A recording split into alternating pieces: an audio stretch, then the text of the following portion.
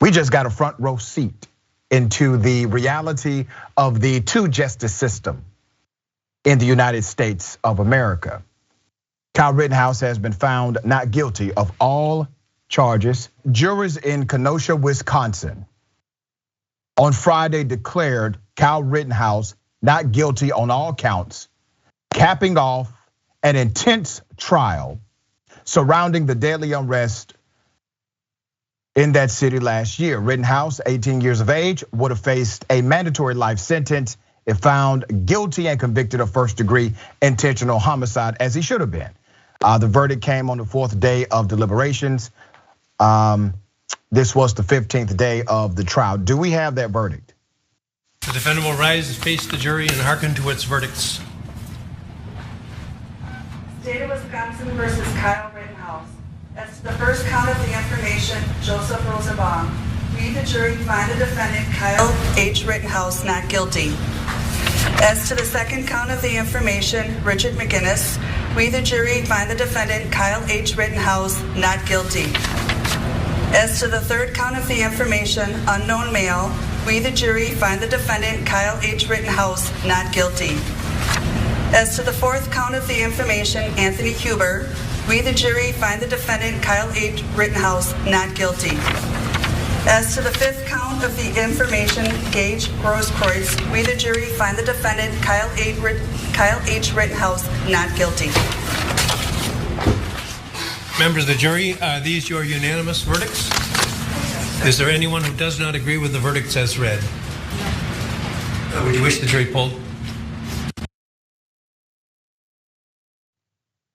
Let me help you understand something, because I know many will moralize on this and say this is exactly what the protesters deserved because Kyle Rittenhouse was defending himself. Let me be very clear. Kyle Rittenhouse, in my book, is a killer, and he committed cold-blooded murder.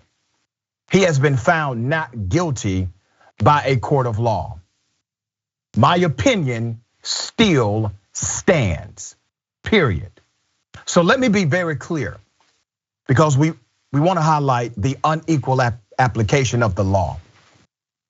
You mean to tell me that if a black man travels to another state in order to insert himself into a contentious situation, a protest, if you would, let's say a Trump rally or a pro-Trump protest, black man goes there in order to protect property he has not been asked to protect. Nobody called for him, nobody was checking for him, nobody gave him authority. He's not a security guard, he's not an off-duty police officer, he just goes there with a gun.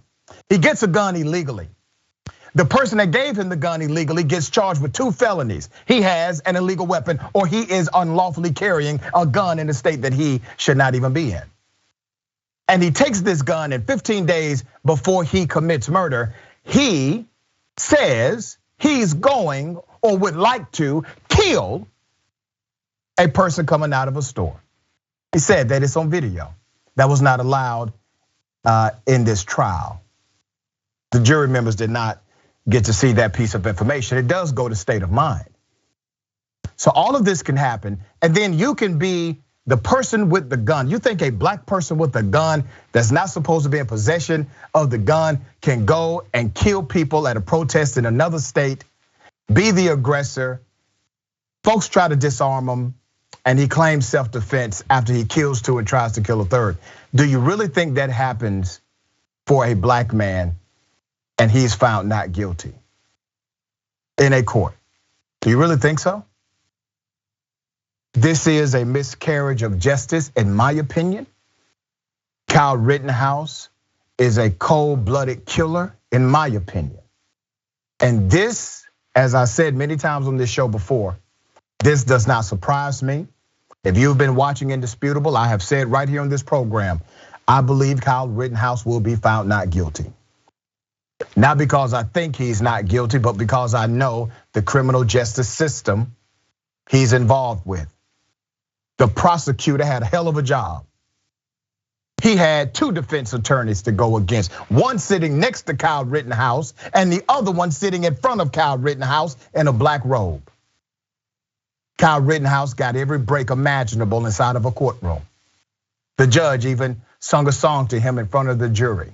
made every ruling in his favor when the judge had discretion to do so, dropped the charge that was clearly against the law for him to be 17 with a dangerous weapon in Wisconsin. The judge threw that one out. That's the one probably was not even debatable by the jury. Big Woz, what are your thoughts here? Man, it's tough. I'm watching a show on Hulu. It's called Dope Sick. It's about the opium epidemic.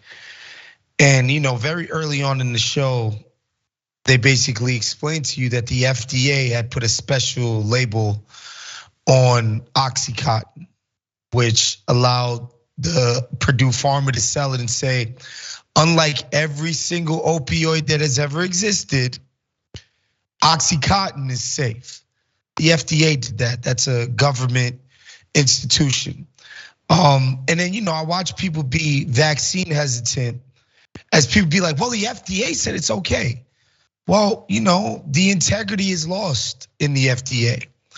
And so how are people supposed to believe? And so I think about here in the justice system, how are people supposed to believe in this thing? It feels like there's no integrity. You can't blame people then when they go out and feel like, I'm not gonna get a fair shake from the law, especially if you're Black, especially if you're Latin, especially if you're from, marginalized groups. I think about how the trust gets eroded over time and the consequences of that. It's tough. This is why people don't believe. Yeah,